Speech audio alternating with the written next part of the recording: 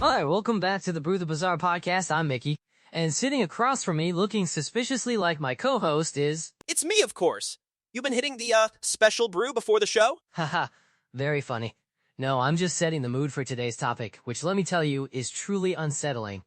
We're talking about Capgras Delusion. Ever heard of it? Capgras sounds like something out of a horror movie. Or maybe a French cheese that's gone terribly, terribly wrong. Is it like when you look in the mirror and you don't recognize yourself because you've aged overnight from watching too many C-SPAN hearings? Close, but no cigar. Capgras Delusion is actually where a person believes that someone close to them, a spouse, a family member, a best friend, has been replaced by an identical imposter. They look exactly the same, sound exactly the same, but the person afflicted truly believes it's not them, it's a double. Whoa. Wait a minute.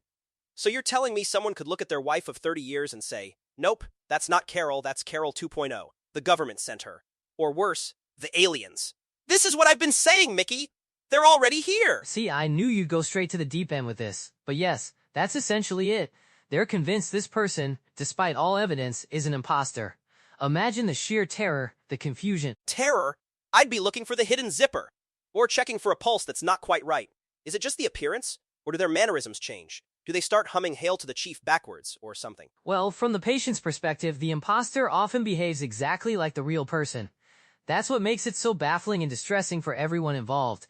They can't point to any physical difference, yet the conviction is absolute. It's a genuine belief, not just a suspicion. So their brain is literally telling them, "That's not your wife. That's a very convincing robot." Or, a clone. Think about it, Mickey. What better way to infiltrate our society than to replace key individuals with perfectly identical replicas? They already have the technology for deepfakes with video. How far off is a deep person? Deep person. I like that. I might steal that. But listen, the scientific explanation usually points to brain injuries, especially to areas involved in facial recognition and emotional processing. It's thought there's a disconnect between seeing a familiar face and feeling the emotional warmth or recognition that should come with it. So their brain rationalizes, if I don't feel it, it must not be the real person. Ah, the scientific explanation. Always so neat and tidy, isn't it? Just a little bump on the head, and suddenly your brain decides your kids are pod people. I mean, come on, Mickey. What if that's what they want you to think? What if the brain injury is just a convenient cover story for what's really happening? Brewski, you think the government is covertly bumping people's heads just so they think their loved ones are imposters? Not directly bumping their heads necessarily, but maybe subliminal messages, certain frequencies in the airwaves, or perhaps those afflicted are the ones whose brains are actually correctly identifying the imposters, and the delusion is just what the authorities call it to discredit them. Think about it. A person says, "That's not my wife." Everyone says they're crazy. Meanwhile, the actual wife is in a deep underground bunker being interrogated for state secrets. That's a very specific scenario, Brewski.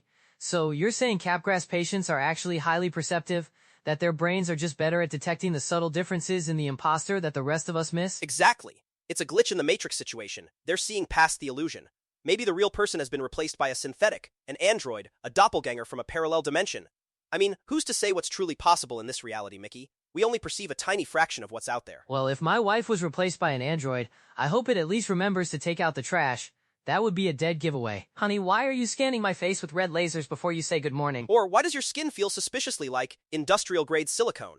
I'd be testing for human responses. Ask it about its childhood. Does it remember that embarrassing story about falling in the mud? If it gives you a blank stare or a perfectly rehearsed answer, then you know. But that's the thing, Brewski. In Capgras, the person remembers those stories. The imposter knows all the details. They're identical in every way except for that crucial emotional connection the patient feels is missing. It's like seeing a photocopy that's perfect, but deep down, you just know it's not the original document. The photocopy of a soul, Mickey. That's deep. But it also sounds like something advanced AI could do.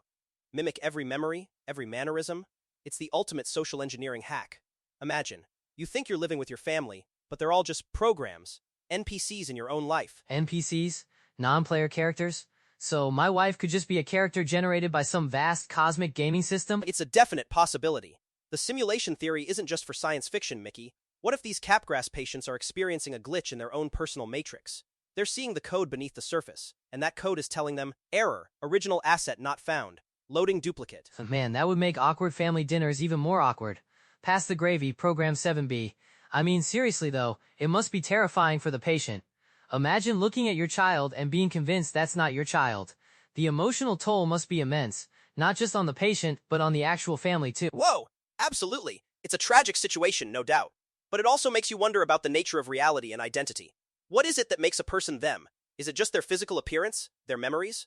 Or is there something deeper, an essence, a soul that the Capgras patient is uniquely able to detect is missing? That's a good point. It taps into those existential questions, doesn't it? If your emotional recognition system breaks down, what do you trust? Your eyes? Your memory? It highlights how much of our perception of reality is built on these subtle, often unconscious connections. Exactly! And what if, just what if, there are these subtle shifts happening all the time? Maybe some people are replaced, but their emotional connections are so strong they just don't notice the swap. It's the ultimate blind spot. The government, the shadowy organizations, they bank on that emotional bond overriding your rational mind. So, you think Capgras is actually a superpower, not a delusion, the ability to detect the fakes among us? I'm not saying it's a superpower, Mickey, but it certainly offers a unique perspective. Perhaps these individuals are seeing a layer of reality that we're all, conveniently, programmed to ignore. It's like when the agents in the Matrix would just blur by and people would dismiss it. They're breaking through the programming. So, if I ever wake up and think you've been replaced by an identical imposter, it just means I've finally reached enlightenment and seen through the matrix of society? Precisely. Or, it means you just need more coffee. But it's more fun to think of it as enlightenment. This whole thing, it makes you question everything you take for granted, doesn't it? The face you see every day, the voice you hear. Is it truly them or just a very good performance? It really does. It puts a whole new spin on, are you really listening to me, honey? Maybe they just can't emotionally connect with what I'm saying because I'm not the real Mickey. That's a good excuse for forgetting my anniversary, actually. Aw, that's brilliant, Mickey! It wasn't me, darling. It was the imposter who forgot our anniversary. I'm the real one, and I bought you this, very thoughtful card. Good luck selling that one. I'll try anything once, Brewski. But joking aside, it's a really heartbreaking condition.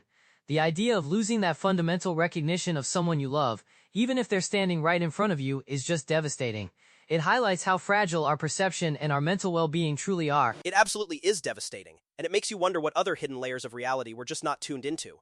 What if the normal state of mind is actually just a cleverly constructed illusion to keep us from realizing what's truly going on? Brewski, are you implying that we might be the ones in Capgras Delusion, and everyone else is actually an imposter, but we just haven't realized it yet? It's a distinct possibility, Mickey. Think about it. We're told these stories, we're shown these truths, but what if our brains are wired to accept the imposter, to accept the narrative, because it's easier than facing the unsettling truth? These Capgras patients, they're the ones whose brains are refusing to be fooled. They're the early warning system. So my brain is just lazy then? That explains a lot, actually.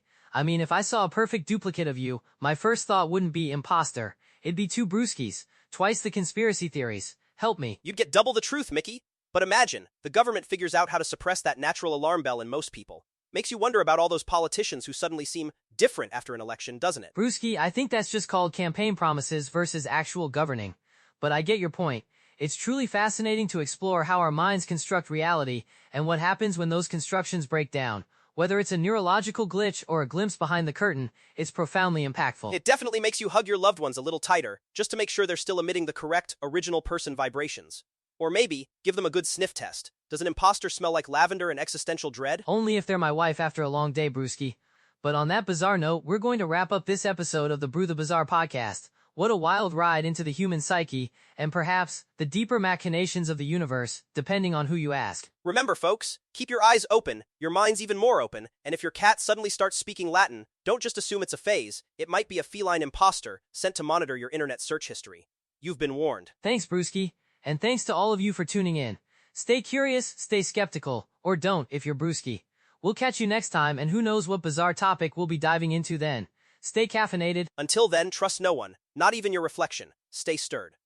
Disclaimer, Brew the Bizarre is an entertainment podcast that explores mysteries, folklore, paranormal claims, conspiracy theories, historical events, and unusual topics. While we strive to present information in good faith, we do not independently verify every claim, source, or story discussed. Opinions expressed on this show are those of the host and are intended for discussion and entertainment purposes only. Some information may be incomplete, outdated, speculative, or inaccurate, or based on folklore, and/or personal stories, and/or accounts. Listeners are encouraged to conduct their own research and draw their own conclusions. Brew the Bizarre is intended for entertainment purposes only.